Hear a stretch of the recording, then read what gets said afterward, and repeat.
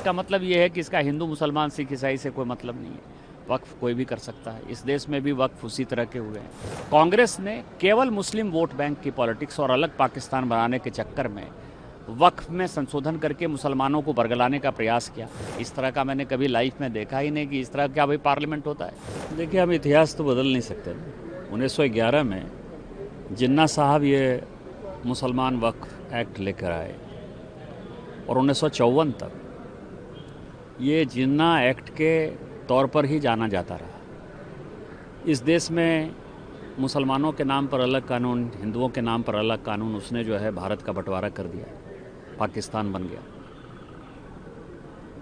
इसके बाद जो वक्फ है, पैगंबर मोहम्मद साहब ने जब वक्फ स्टार्ट किया या उन्होंने कहा कि वक्फ करना चाहिए गरीबों के लिए, बड़ा अच्छा कॉन्सेप्ट था। उसको पहला यहूदी मुकर्रबिल था जिसने कि पहला वक्फ किया। मदीना में उसने 7 अपने बगीचे दिए, उसने विल में दिया। वो 625 में मारा गया लड़ाई में, और वो सारे जो है मोहम्मद साहब ने उसको, पैगंबर मोहम्मद ने इसको चैरिटेबल वक्फ के तौर पर स्टार्ट किया। इसका मतलब ये है कि इसका हिंदू मुसलमान सिख ईसाई से कोई मतलब नहीं है। वक्फ कोई भी कर सकता है। इस देश में भी वक्फ उसी तरह के हुए हैं। जब जब चुनाव हुआ, कांग्रेस ने केवल मुस्लिम वोट बैंक की पॉलिटिक्स और अलग पाकिस्तान बनाने के चक्कर में वक्फ में संशोधन करके मुसलमानों को बरगलाने का प्रयास किया। चाहे 1995 में वक्फ व यूजर हो, चाहे 2013 में। दोनों चीज़ें यदि आप देख लीजिएगा तो चुनाव से था। हम लोकसभा चुनाव में जाने वाले थे 1995-96 में भी, और उसके बाद 2014 में। तो ये दोनों एक्ट थे। अब इन चीज़ों में 60 मीटिंग हो चुकी ज्वाइंट पार्लियामेंट्री कमेटी की। जब ये वक्फ बिल आया तो अपोजिशन ने कहा कि ज्वाइंट पार्लियामेंट्री कमेटी बनाइए, चर्चा करिए। चर्चा हुई। आपको पता है कि जो जगदम्बिका पाल जी थे उनके ऊपर जो है मारने का भी प्रयास हुआ। कल्याण बनर्जी ने जो है बोतल भी फेंका। इस तरह का मैंने कभी लाइफ में देखा ही नहीं कि इस तरह क्या भाई पार्लियामेंट होता है। आज भी बिजनेस एडवाइजरी कमेटी में, संयोग से मैं भी उस कमेटी में मेंबर हूँ, आज स्पीकर साहब ने कहा कि 8 घंटे कर लेते हैं, इसके बाद यदि हाउस का सेंस होगा और बढ़ाना होगा तो और बढ़ाएंगे।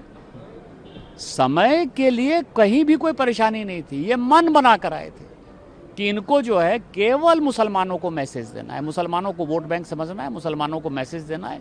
इसलिए इन चीज़ों का उन्होंने बैकआउट किया। उनके बुद्धि पर तरस आता है। वक्फ अच्छा बिल है और उसको पास होना चाहिए। तो ये कैसे दिखता है कि भाई हम जो ये अनकॉन्स्टिट्यूशनल है, हाँ। आप इस पॉइंट पे क्या कहेंगे? किस बात के लिए अनकॉन्स्टिट्यूशनल है? समानता का अधिकार आर्टिकल 14, 15, 16 क्या कहता है? आर्टिकल 25 क्या कहता है? कि सभी रिलीजन बराबर हैं, इक्वलिटी है। मुसलमानों के लिए आप विशेष तरजीह दे दीजिए और उसके बाद जो है हिंदुओं को जो है मार दीजिए, जैन को मार दीजिए, कैथोलिक को मार दीजिए, ईसाई को मार दीजिए। आज सारे लोग साथ हैं ना। जैन इसके पार्ट नहीं है, बुद्ध इसके पार्ट नहीं है, सिख इसके पार्ट नहीं है, क्रिश्चियन इसके पार्ट नहीं है। इस देश, ये देश जो है हिंदू, मुस्लिम, सिख, ईसाई, जैन, सिख, बौद्ध सबका है ना।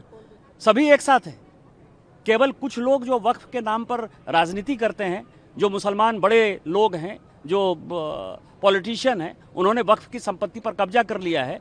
उनका जो है अथॉरिटी खत्म हो रहा है। इस कारण से वो मुसलमानों को भड़का रहे हैं। किन गरीबों को आपने कितना स्टाइपेंड दिया, किन गरीबों के बच्चियों की शादी की, किन गरीब के बच्चों को आपने पढ़ाई लिखाई किया। वक्फ का जो टोटल कॉन्सेप्ट है उसके बारे में चर्चा करिए ना।